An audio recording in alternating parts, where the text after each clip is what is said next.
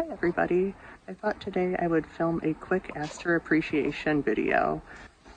Asters are a wonderful native plant to pretty much the entire eastern part of North America, and they start flowering in early September and go to about mid-October or so. So they're a very important food source for migrating butterflies and bees and all sorts of late season pollinators. There's like 1.5 million different aster species. There's so many, and they all kind of hybridize with each other, so it's kind of hard to determine which one's which unless you're a super aster expert. That's a tongue twister. But yeah, there's so many different kinds and a lot that can thrive in a variety of different conditions. There's lots of woodland asters, which are really cool to see this time of year when you're on hikes in a forest, and lots of them too pop up in open meadows and prairies and stuff like that too.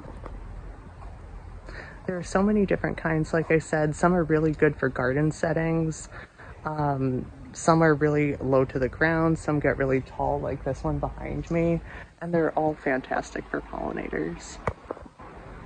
They're also a good native alternative to mums, which you see a lot this time of year being sold in garden centers and whatnot. And mums, not being native to here, really don't have much value for pollinators and caterpillars and all the little critters that rely on our native plants. So these are such a fantastic alternative to mums. There are a variety of different ones that even have a similar shape and kind of foliage and stuff like that. So, like the smooth asters, the sky blue asters, those ones are really good mum alternatives.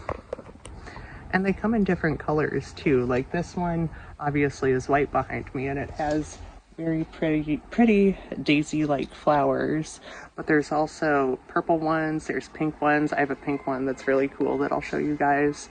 And yeah, the options are endless basically. So yeah, let's check out some of the asters that we have blooming right now.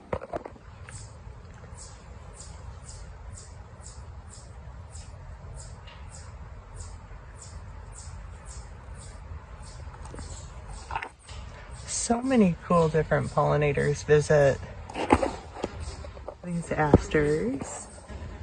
As you can see, it's quite active right now,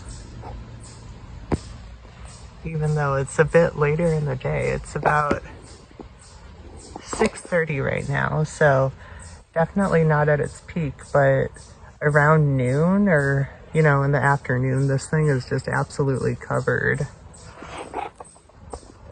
So many bumblebees and different kinds of guys that visit. As you can see, this aster is quite tall, so depending on the garden setting, it might not be the ideal thing, but it's an easy fix. You can just chop it in half in like May or early June or something like that, and that's called a Chelsea chop, and it'll still flower and everything, it just won't get as tall. Like I said, there's just such a cool diversity of asters. This one, pretty spindly, but just covered in flowers, and the leaves too. Tiny, tiny. This here is a New England aster, and it's in our nursery garden. And like I mentioned too, you can chop them in half so they won't flop over like this. They're also reaching for the sun. But most of the flowers have closed up for the night, and some of these have started going to seed too, so I'll have to collect some of these. New England asters are definitely one of my favorites. They're so vibrantly purple, and they can kind of range from like a bluish purple to very vibrant pink, almost like a fuchsia. And they're one of the favorite foods of monarch butterflies that migrate through southwestern Ontario this time of year. Since they flower so late, it's a super important food source for them as they make their way down to Mexico. over September and October. And this one is one of our pink New England asters. Very, very gorgeous. The flowers have pretty much closed for the night, but this one is all potted up and ready to go into one of our projects.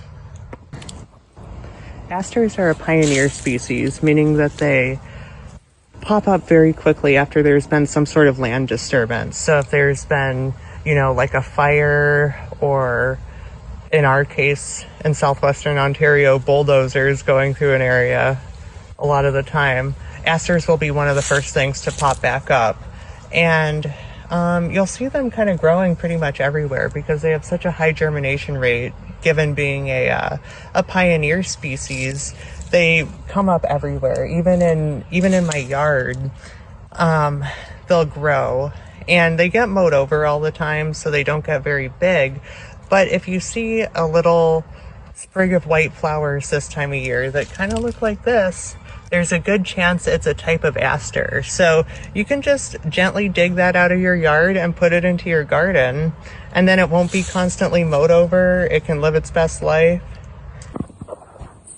Like I said, there's just such a wide variety of them. This is another New England aster, and this is one of the bluer purple ones that we have.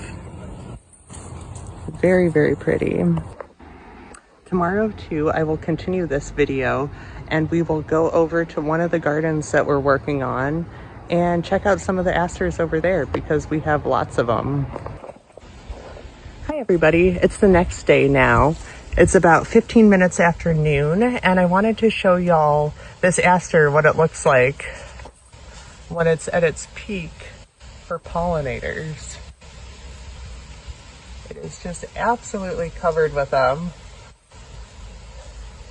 So many different species of bees. There's a carpenter bee over there, multiple types of bumblebees. There's some wasps.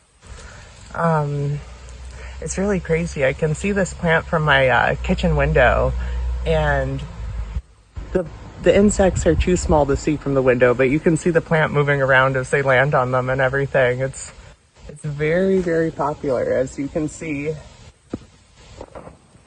We recently put in this garden alongside the driveway of one of my clients, and it has lots of asters in it, so let's check it out.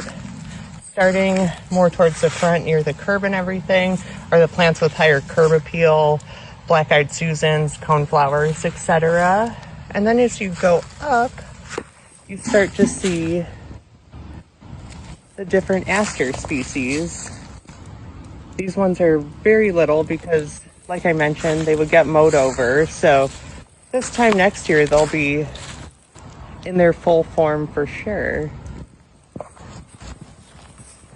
But yeah, nice way to incorporate some asters into a garden.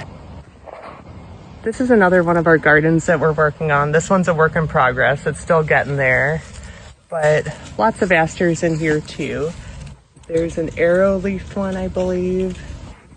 This one's going to seed already. I'll have to get some seeds off of that one because that was a very cool one. Some more asters just kind of throughout. And they're not a very imposing plant either. You don't really notice them even until the fall months. So it's a nice thing to just kind of plant interspersed with the other plants that you already have. This is that gorgeous pink aster from yesterday. Just planted it at our client's garden. So vibrant. Well, there you have it. I really can't say enough positive things about asters. They're such a wonderful plant to just add like such a nice little pop of color in the fall months. And yeah, I hope this video encourages you to get out, check out the asters in your area, and maybe even plant some in your garden.